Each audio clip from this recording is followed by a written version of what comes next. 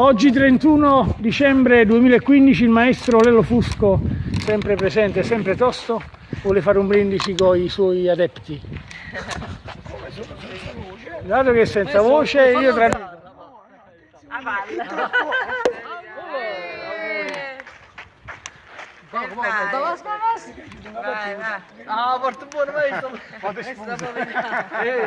Notate che dobbiamo ancora aprire la piscina. Questa qua, così non bombeare. Dimmi.